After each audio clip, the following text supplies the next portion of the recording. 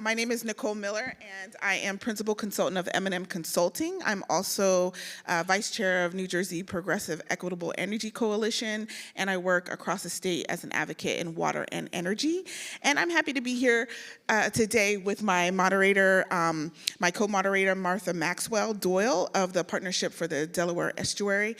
And we're welcoming here today the Honorable Senator Bob Smith, Chair of the New Jersey Senate Environment and Energy Committee, as well as Senator, yes, throw it up for Senator Smith, as well as Senator Andrew Zwicker, Chair of the New Jersey Senate Legislative Oversight Committee.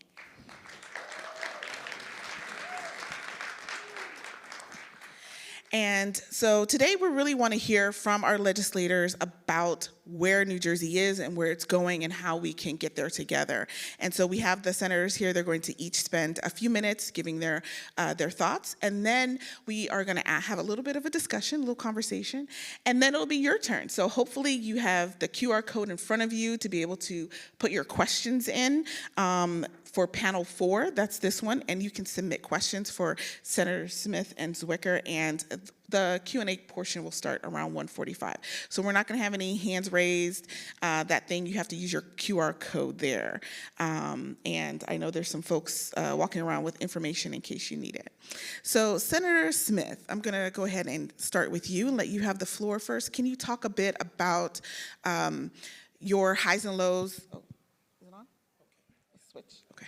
So first, can you hear me? No. No, it's not on. Try again. I think it's on. Is it on? Now it's on. So let me violate the laws of hospitality. Rutgers, what the hell are you doing with plasticware at a climate conference? All right, and by the way, there's no reason that there shouldn't be permanent utensils. Real knives and forks and spoons. So this is being recorded. Send it to the president. Come on, guys, let's reform this. So it starts off the right tone. We're in big trouble, but we're human beings, and we have the ability to hopefully solve the problems, most of which we've created for ourselves. I chair the Energy and Environment Committee in the Senate, and there's just so many things that we could and should be doing. Big picture stuff, and it's legislation. Just have to be willing to expend the political capital to get it done. But for example, we have a global climate change superfund bill. And what it does is to say that our state attorney general, who is already a part of a class action suit suing the major petroleum companies for damages because they knowingly put a product out there that they knew was going to just murder the environment, maybe murder the planet, kind of like tobacco on human health. And it says, go after them for damages. Let's put the damages in a super fund and use it for the damages that's going to be created. I don't want to say it's coming. It's here. I mean, just look at last week. 64 hurricanes, tornadoes, whatever, damage, people killed. And it's over and over and over and over again everywhere. So we should have a super fund for global climate change. Grid modernization. We have a grid that literally stinks. All right, it doesn't work. All right, it's held together with toothpicks and chewing gum. All right, and bobby pins, if you're old enough to know what a bobby pin is. So we need to invest in it. We need to bring that grid up to date. You know, if we did have offshore wind, if we didn't run into what we ran into, you could get it to the shore, but you'd have a hard time getting it anyplace else because the grid doesn't work. Can't handle it. We haven't invested in it. So shame on us. So we need grid modernization terribly. Constitutional amendment to transition us out of fossil fuels. And the bill is there. We should put it on the ballot. We should give the people of New Jersey a choice. And the choice would be The constitutional amendment would say when the plant, whatever plant you have, ends its useful life, usually about 20 years, that the replacement has to be renewables. It can't be fossil fuel. And the reason it's structured that way is so that you don't have this light switch effect where you immediately turn out the lights. You want to have a transition so you can do it in such a way that economically and from the point of view of social change and disruption, it's not too overly aggressive. We need to pass a clean energy standard, all right? Right now, our governor is pretty green. He's only there for a couple more months. He has an energy master plan that says our goal is to have 100% renewable energy by 2035. The problem with that is that every energy master plan is a function of whoever the governor is. And there are no guarantees, either on the Democratic or Republican side, that you're going to have a green governor. I would hope a Democrat would be green, but I can't guarantee it to you. After last November, I can't predict an election. All right, I don't even try anymore. But the bottom line is it should be statutory. It shouldn't be the whim of the current governor, because if it's statutory, every agency in state government has to then use that as the guiding principle for any projects it's either going to fund or projects, things that it's going to see built. And that high energy standard will suit us well over the years if we actually adopt it. We need to do building electrification. There's legislation in there to do that. We have to really think about our relationship to PJM and our BPU. You know, maybe the model that we've been using for the last 50 years is not correct. It's a different world. With global climate change, it's a different world. I think you've heard prior speakers talk about all the projects that are in line. It shouldn't be that way. It really shouldn't be that way. And again, that's part of the grid problem. You know, we never invested in our grid properly because we have this philosophy that the nearest tenth of a penny, don't overdo it. Don't plan for the future. And as a consequence, we're now paying for it big time. So we might have to change the model. We need to continue our EV incentives, and most importantly, our charging infrastructure, because I wanted to buy a pure EV, and my wife, who rules my universe, said, no, no, no, no. If you want to do a plug-in hybrid, I'm good with that, but I want to have a vehicle that I can be guaranteed that I can go 700 miles, 800 miles, and I'm not sure that the charging infrastructure is there. So we've got to invest more in that. And interconnection reform is critical. Because none of these new energy generation sources can get into the grid, we're an importer state. We're short on the electricity that we consume. And you now don't, it takes a year to get any significant interconnection. If you can get it in a year, we're now hurting campers. And that leads to the big problem that Senator Zwicker is going to solve, which is rate increases. It was mentioned to you earlier in the morning.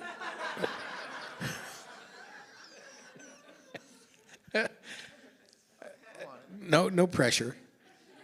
July 1st, we're going to have bills that are going to increase minimum 10, 20, maybe 30%. Now, I know you're generally not politicians, but I can tell you what happens. People get really pissed off, and they're going to look around and say, who's responsible for this? And the people you point to are your, quote, elected, hopefully, leaders. I think one of the biggest issues in the gubernatorial race this year, and we have the entire assembly up, is going to be electricity rates. And they're going to say, why did you allow this to happen? Or what's the real cause of it? Is it PJM? Is it President Trump? Or is it you, the Democratic governor, the Democratic Senate, the Democratic Assembly? So we've got trouble ahead. And we have two special energy hearings coming up. One on the 28th of March. Next Friday, 10 a.m. in Trenton. And then I think the second one's going to be April 14th, and people are going to talk about possible solutions. So if you're interested in that, tune in. All of our hearings are available on some kind of a media. So tune in. Anyway, that's a warmer-upper, and I don't want to steal all the time. What's left? Sorry. Yeah, so it takes a little while, I think. Thank you so much, Senator Smith. So now we're going to turn to, Yeah. now we're going to turn to Senator Zwicker. Similarly, we're here talking about resilience and mitigation and the legislative perspective. Please tell us your thoughts. Sure. Nope, maybe not. How about this one? Maybe not. Nope, now none of them work. Hello? Hello? Oh, there we go. Thank you, Nicole. So thank you to Senator Smith for taking every talking point, and so thanks for having me, and I'm very glad that we're having this conversation right now at this particular moment in our country's evolution. For those of you who don't know me, I am a physicist by training, and I spent my whole career at the Princeton Plasma Physics Laboratory working on fusion energy, which means I'm an eternal optimist, right? Fusion, energy source of the future, always has been, always will be. So the solution to every problem he just raised is fusion, right? I will say that there's not, bulk of my comments, something interesting is happening in fusion, and you see this in any new technology, which is, the government has been funding the development of fusion for 70 years, but in the last 5 or 6 years, billions of dollars of private equity are going into rapidly accelerating the development of fusion to the point where the first prototype fusion reactor is proposed to now be built in Virginia in the 2030s by a company called Commonwealth Fusion out of Cambridge, came out of MIT. And so there really is a question I've been working on legislatively of how to incentivize another fusion private company to come to New Jersey and go down to, let's say, where the nuclear, South Jersey nuclear plants are. So that's a whole other thing. They said we could bring slides, but I did not bring my PowerPoint deck on fusion. You're welcome. So, look, I think we do have to remind ourselves, as much as it can be to be optimists, that the Earth's been here for billions of years, and climate change, while it's here and it's dangerous and it's existential, we've got to get through the next 2 to 4 years, and we will. Because our job from the legislature, or you heard from the president of the BPU and the DEP commissioner, is to take the boundaries of New Jersey and figure out what we can do in our current political climate. And it's challenging. Senator Smith is right. It's not just challenging about the policies, it's challenging because we don't know who the next governor is going to be. It's challenging because, as many of you know, the New Jersey budget is under enormous stress, even before you get to the threats from DC. And so that's the political and practical reality. But having said all of that, New Jersey has been and will continue to be a leader when it comes to a green economy.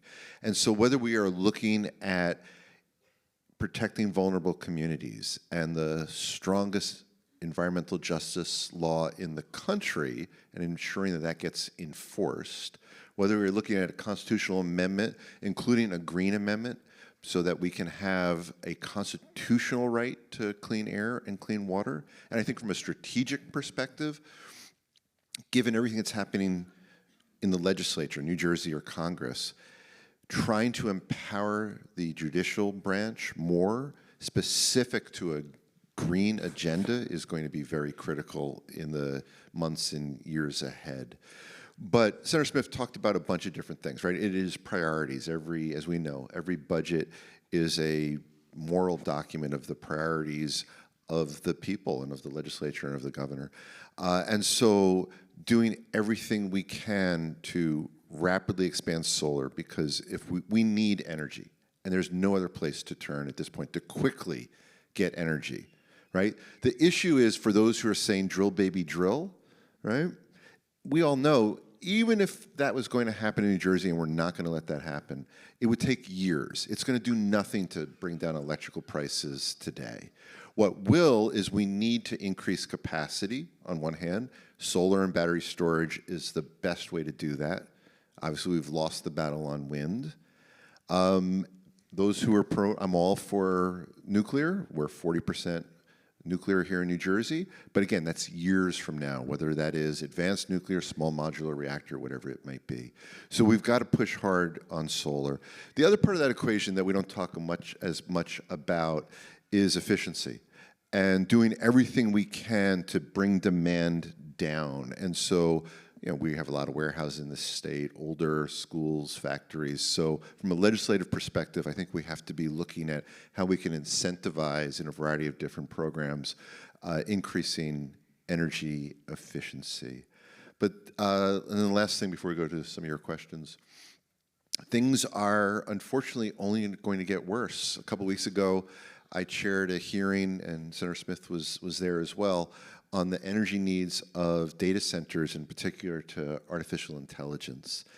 And you've seen the headlines. Microsoft is going to pay to restart 3 Mile Island at some, who knows, cost in the many, many, many billions of dollars. That's how desperate and how hungry these companies are for what AI can do and for their business models. And Senator Smith has proposed requiring those who want to do that in New Jersey to do that with clean, non-fossil fuel energy. And I think we've got to look at all of these. We've got to start thinking ahead about how all this is going to play out. Because he's right, the short-term headline, of course, is about increases in electrical prices. But our job is to ensure that in both the short term, the next year, and into the years ahead, that we are putting that infrastructure in place. So that is grid modernization, that's energy efficiency, that's increasing capacity, right? And that is also starting to look, things that are very politically difficult. We talk about resiliency. That means, what are we doing about building at the shore? What are we doing about those who are in floodplains? What are we really going to do? Are we just going to continue to be a reactive society, wait for the next superstorm to cause billions of dollars of damage, or are we going to be a proactive society? And I really like what Senator Smith said. All these solutions are there and obvious. It takes the political will to get them done. So let me stop there and we'll start the Excellent. conversation. Hello? Yeah, I timed it well. Awesome. I'm over here working. I'm doing it. I'm doing the thing. Thank you so much, Senator Zwicker and Senator Smith. We appreciate your thoughts. You've laid out an incredible breadth of things that need to be done here. And I'm going to jump off of a comment. I do want to come back to lost the battle on wind, because I'm going to respectfully disagree with you on that. But I do think that we have plenty of work here to do in New Jersey. But to something that you said about empowering the judicial branch. And so we have Governor Murphy. He has put in a number of executive orders, but we already know that those will be easily out the window with an incoming administration, whether Democrat or Republican. And so the best way to make sure that the things that we want that are done for the environment, for clean energy, for clean air, et cetera, are through the codification of law.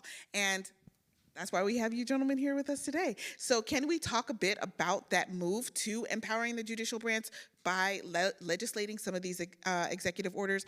Senator Smith, you mentioned the grid mod bill, obviously constitutionalizing green energy and moving off of fossil fuels, building electrification. All of that can be codified through legislative work. So tell us about the roadblocks to getting that done. Roadblock is the last election. And what I mean by that, I'm not, at least not at this moment, pointing my finger at Donald Trump. I'm pointing my finger at the lessons that were learned from the last election. The other team ran on drill, baby, drill. Global climate change is a hoax. And you could name 20 other political tropes that were on the media, the television, in the campaign discussions. That message won. Now, it didn't win by a lot. It's more like 1.5%, but it won. And the problem with that is how do we, the other team, interpret that? And the way I'm finding many leading Democrats interpreting it is that maybe we're not on the right team here. Maybe, and by the way, it also fits with the thematic of the cost of living, having a, not making the cost for New Jersey citizens to be more expensive. Well, everybody in this room knows that you want to do more renewables, you want to upgrade the grid. I only said 300 million, needs a lot more than 300 million to upgrade the grids. If we're going to provide incentives for small modular nuclear reactors, it's going to take money. Reconductoring the lines on the grid going to cost money.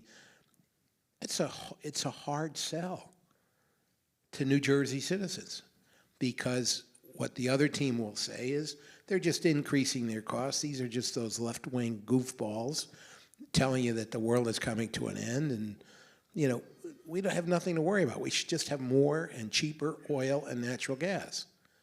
So it's the political struggle, and the political struggle was not enhanced by the results of the last election. And I'm not beating up on Trump, I'm talking about the messages. So what we have to overcome, in addition to the other team, is our own team who worries that if you put forward legislation that increases costs or may increase costs, that may be the reason why you are not successful in the next election. Now, I'm sure that's a shock to you, that elected officials are always thinking about how they get reelected, all right? But there's a huge concern out there, and it's one that Senator Zwicker and I have to overcome, and also Senator McKeon, who I would recommend to you as a great environmental champion. There's a problem. Or earlier in the panels, one of the panels was about communication. We don't communicate well. You know, the 200 people in this room, got it. But that's because you study it every day, you read stuff about it, you're tuned into your social media that tells you about what's happening in the world and on global climate change and what are the new developments. That's not true for the mass of people. And they think that all these hurricanes, the burning forest fires, the burning down of California, and 3 years ago it was half the country that was burning down, that it's all an accident. All right, that this is just, hey, we got to run a bad weather. It ain't a run of bad weather, and everybody in here knows that. We have to find a way to communicate better so that we do have the support of our citizens, because there's nothing that's cheap. You know, if it's like the Amco transmission advertisement. You can pay me now or you can pay me later. And when you pay me later, you're going to pay me a lot more. So, and by the way, one other thing, just to throw another, it'll be popular here but no other place. We need a catastrophic relief fund put away. We need $3 billion approved by the voters that if we need it, we can borrow money to pay for the cost of reconstruction. You saw the recent Trump proposal. We don't need FEMA. Every state should take care of its own problems. Well, those problems are hundreds and hundreds and hundreds of millions of dollars. I think we have to get ahead of it, and that's going to be a bond issue that I will be proposing shortly. So anyway, that's, again, a little warm-up. Senator Zwicker, thoughts on roadblocks? Well, I would say the first thing is the premise of your question being we have until January, mid-January of 2026, where we know who the governor is and we know the makeup of the legislature, and that'll be when January 2026, the change into a new legislature will happen, which means that any of the executive orders, whether that is around the Office of Climate Resiliency or anything else, if we're going to try to codify them, that's our absolute deadline to get them done. And yeah, Senator Smith is correct. We have no idea who the next governor is. And we know some, certainly on the Republican side have been very clear that they are all in on fossil fuels, and some on the Democratic side have been clear that they're not, but others have not taken a position. And so it also behooves us, whoever your favorite might be, to push and reach out to push them on climate policy, to push them on where they are when it comes to fossil fuels. So I would say by far the biggest roadblock is time. The second one, and Senator Smith alluded to it, is I would say, yes, it's true that many folks worry about elections, but I think the harder, bigger roadblock is New Jersey does one-year budget cycles, and we must balance that budget every single year.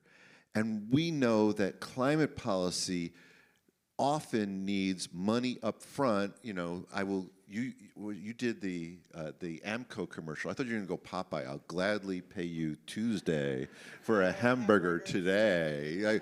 I love that everybody knows that no matter how old they are. We know that putting millions up front can save billions in the years ahead, whether that is in doing what we can to be resilient, or whether or not that is the fact that if we create public policy that leads to economic development, that money comes back in other forms through taxes. To me, that is the biggest single roadblock, is that when I go to try to convince my colleagues about any proposal, but I need $100 million for it, where am I going to get that now? And the argument that, but don't worry, if you give me $100 million now, I can prove to you from economic studies that it's going to generate 3x, 4x, 5x return on investment, doesn't help for the immediate. And so that is, in my opinion, why we often see either inaction or such small incremental action. Senator Smith mentioned, for instance, like EV incentive programs. What's happened in New Jersey?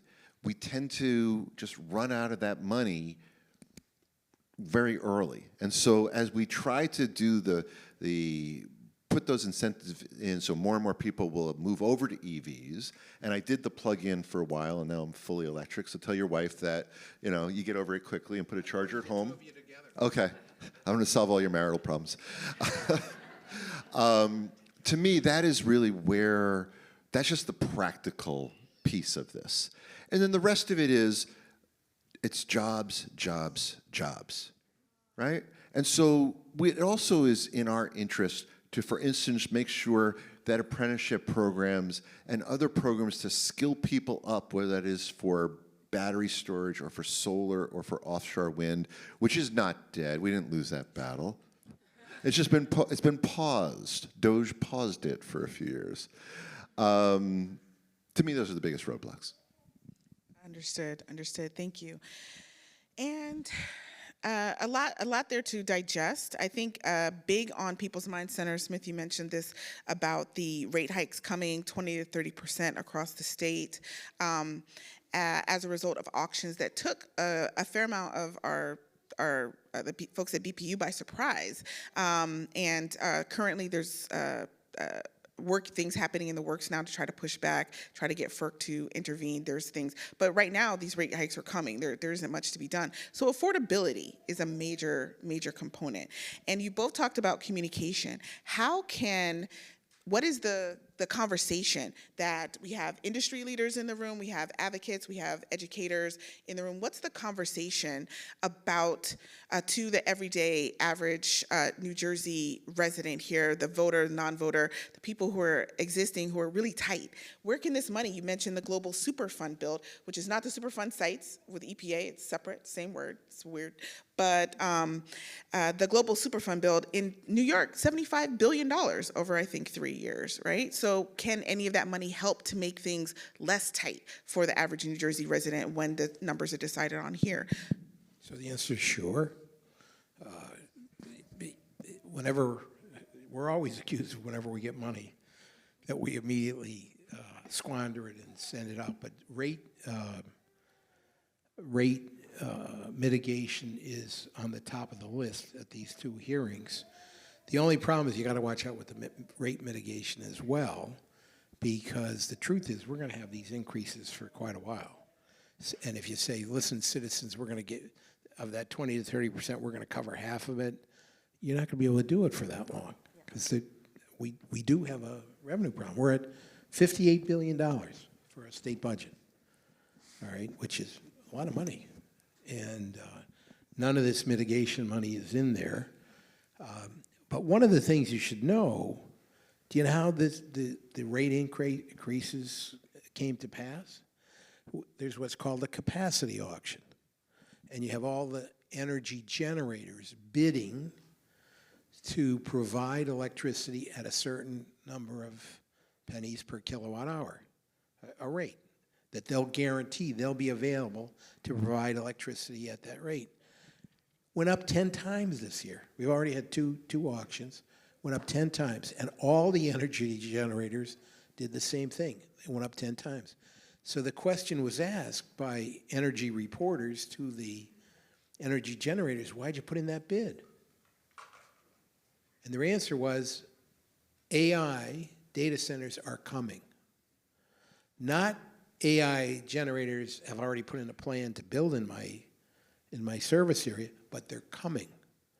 And because they're, quote, coming, they point out that their energy demands are unbelievable, like 10 to 20 times what a normal data center is. So you're talking huge amounts of electricity, and the law of supply and demand will apply.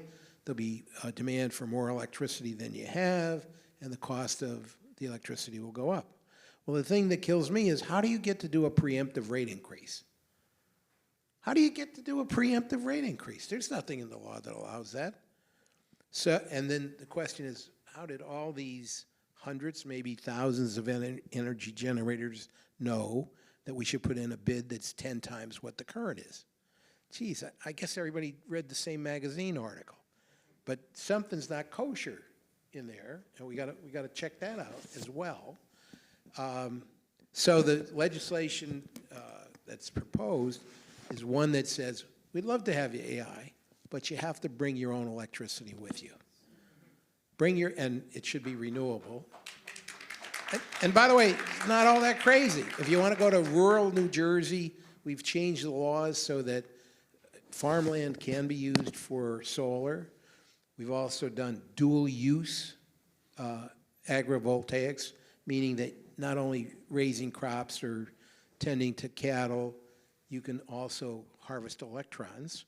Rutgers just finished the research on this, and they now have a best practices report for farmers in New Jersey. And guess what it's coming up to be? Vertical panels on the fences. So you can continue to farm whatever you're farming, but you're going to farm the electrons on the vertical panels. Our farms could be, and by the way, another good thing, keeps farmers farming, provides income to farmers. So we have a definite way in terms of rural New Jersey becoming a big part of this, because what you would do is to put the grid scale solar on the same piece of property that you have the AI data center, so that most of the electricity would come from the solar, or maybe more than you need, and then maybe you're selling a little bit of it. And by the way, if this bill also happened, we closed Oyster Creek. Not we closed, the operator closed it. That was 400 megs off the grid, but you have a nuclear power plant that's not in operation in Lacey Township, New Jersey, all right? And all the cost issues associated with wind, this could solve them. You'd end up with AI data centers near the shore, and then them paying for the cost of the wind. I mean, kind of a wild and crazy idea, but the moral of the story, making them pay for their electricity is not a bad thing, for their infrastructure, not a bad thing. And why are they asking us, the ratepayers of New Jersey, to pay for their infrastructure? Hey, you want to do business here, and we're a great place to do business, you got to do a little yourself to make sure that the ratepayers are not being destroyed by your facility. So, What's left? Yeah, the last thing Senator Smith said is actually really key. The way it's set up here in New Jersey, I mean, where's the money come from for grid modernization? Where's the money come from in general?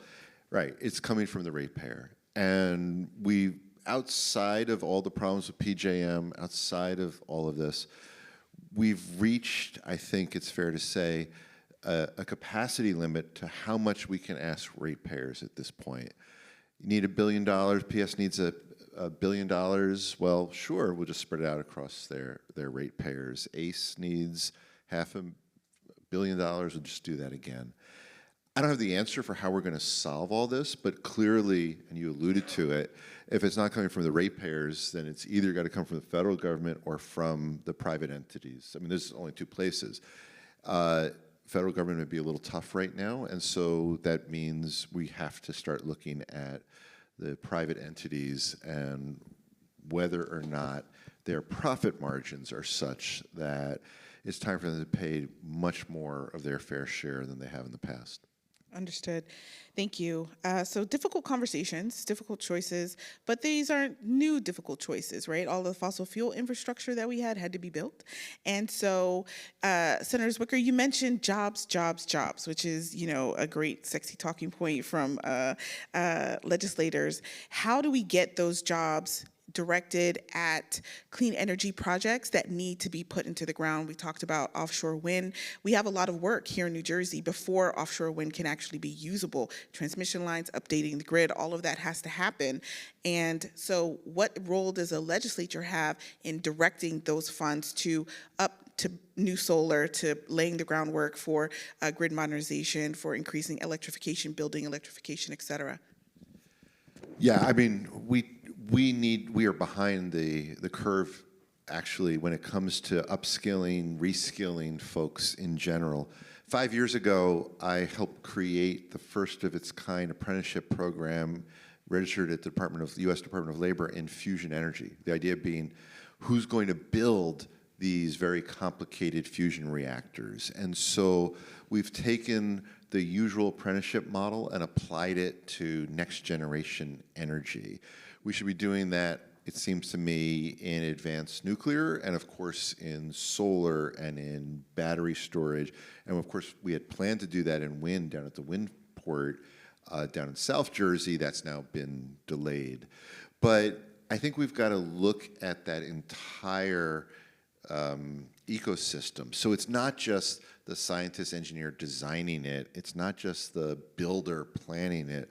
But it's really ensuring that everybody has access into this green economy. And so that is workforce, workforce, workforce. That is our 2-year college system as well, which can adapt quicker than our 4 years in creating programs around green energy jobs. And of course, it is Rutgers as our state university doing everything it can through these sort of things to ensure that undergraduates and graduates are all focused on that. This is $1 trillion, energy is a trillions dollar economy, and there's zero reason why New Jersey shouldn't be the center of it. But it will take forward thinking and working collectively to make that happen. Understood. Thank you. So just a couple more questions before we turn to our audience. Martha's waiting. I'm sure there's several questions there.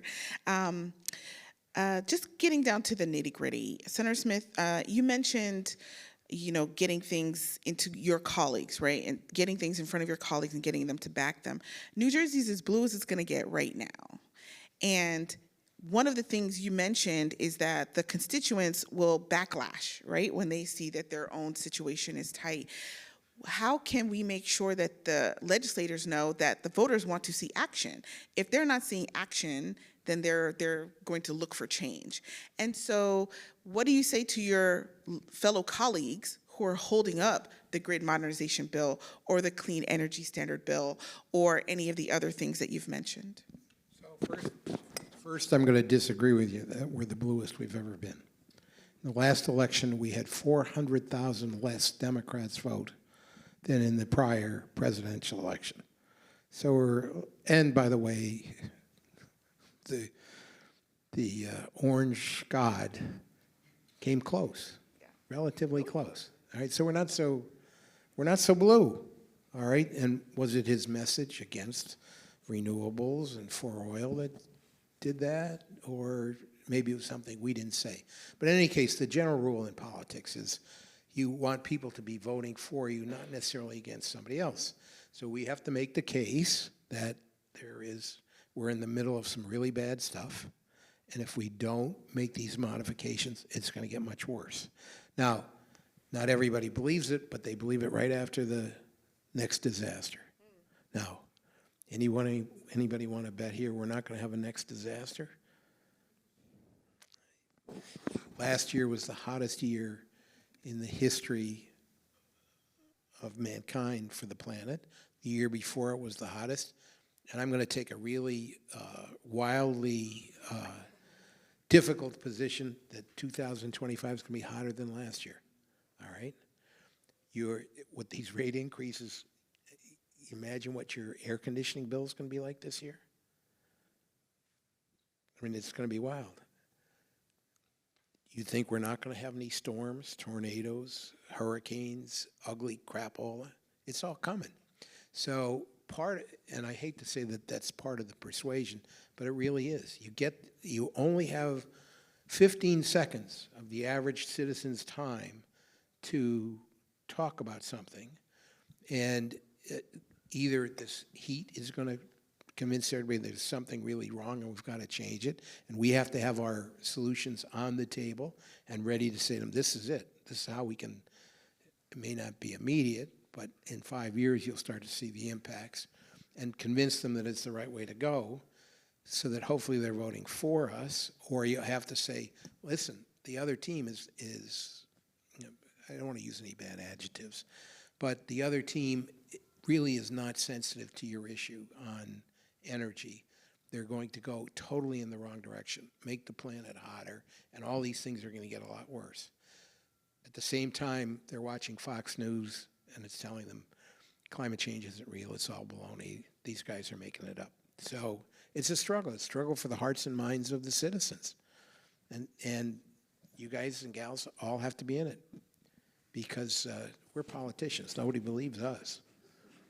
Well, let me clarify. The blue is that we have a Democratic governor, Democratic, both houses of the Congress, of the Senate and the Assembly. So, Senator Zwicker, before we move to Martha, what do you say to your colleagues, your fellow Democratic colleagues, to get them on board to get action? So real quick, I was going to disagree with you both about the bluest. So technically, we've had a larger Democratic majority in the Senate and in the Assembly in the first term of Governor Murphy. So there, I would argue we were bluer. So that's where I disagree with you. I disagree with Senator Smith over the fact that Donald Trump did not do better in New Jersey. Democrats stayed home. Right? Yeah, and the real question is why, and this is the wrong format and the wrong time to debate the why, but people didn't feel like their vote mattered, or they stayed home in protest because they liked neither candidate, or whatever it might have been. And to me, that's really the question now, because it's communication, and communication, whether you're asking specifically to our colleagues. Senator Smith talked about to constituents, right? To colleagues, it's the exact same thing. Outside of this room, people who just don't think about climate change just go, today's hot, today's cold. It was only 2014 or 2015 when a United States senator brought a snowball onto the floor of the Senate and said climate change isn't real because it's snow outside, right? We can never forget that our lived experiences and people's lived experiences and anecdotes, my neighbor said blank, is how so many people get their opinions and their points of view. And we are talking about the fact that there's an existential threat to human beings around the globe, right? And that we can only point to certain weather events that happen. And then, of course, the headlines are, well, scientists can't directly perhaps point to this and that, right? And people are like, I don't know, right? But for years, I represented Manville, New Jersey. I don't know if you've ever been there. I love this town. It is a blue-collar, working-class town that floods every single year. And the Lost Valley is the name of the area that floods the most, but the whole town floods. The Army Corps of Engineers came in 2015 and said in their bureaucratic way, your property values are too low for us to even care about you, so we're not even going to try to save you. But right up the upriver, we'll save them. To me, I mean, it's horrifying, right? But to me, that's it in a nutshell, is communication, lack of understanding about what's in front of us, and that would be true as whether it's our constituents or whether it's our colleagues, because there are only a few, both in the Assembly and the Senate, really focused on this, right? Because that's the beauty of the diversity of everybody that is in the legislature, is that there are folks who are focused on affordable housing, or they are focused on judicial reform, or whatever it might be. And so having these conversations is difficult, but we have them every single day. Thank you so much. I could keep talking to you forever, but we're going to turn it over to Martha to ask some of the questions. Hopefully some of y'all asked the questions I couldn't get to on transportation and EV and other things. So Martha? Hello, can you hear me? Yes. It's hard back here. So we're kind of running over time, but we really appreciate both senators being here today. I guess in kind of a summary question, and we did have a number of questions come in that will be addressed later on in the proceedings document, but for both of you, what pieces of climate-related legislation do you most want to see make Governor Murphy's desk before the end of his term?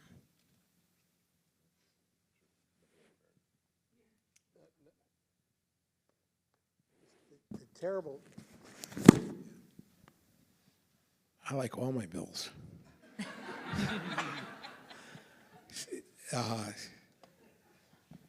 We're, in terms of highest priority in terms of what needs to be done, the grid. Got to get that grid fixed and workable. That's the key to interconnection. It's the key to more energy sources, an approval of more energy sources going forward. So if you said, what's the one thing that really, beyond everything else, should be done, it would be putting money into fixing the grid, getting that money there. And by the way, it's done in such a way that it doesn't result in rate increases. So that makes it even a little bit easier to sell. But $300 million, that's serious money. I would say quickly, too, the Climate Superfund Act that we talked about, because that would bring in hundreds of millions of dollars, so we could cover at least a piece of that way. And I mentioned it earlier in my opening comments. I think New Jersey needs a green amendment. New York has one. Pennsylvania has one. And thank you. And I think that has a long-term positive impact, and we got to get that done now. Thank you both for your time, and thank you all. Let's have a round of applause for the senators.